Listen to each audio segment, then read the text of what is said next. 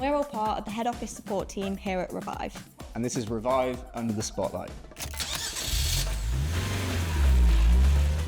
When we hit our £40 million by 2028 goal, what do you think our next goal will or should be?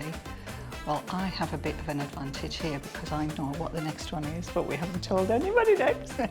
I think the next target would be like 60 million maybe, because I feel like 50 million would be too close. But I think 60 million. Knowing Mark, it will be something 100 outlandish million. that 100 doesn't million. sound like we're going to hit it, but we will.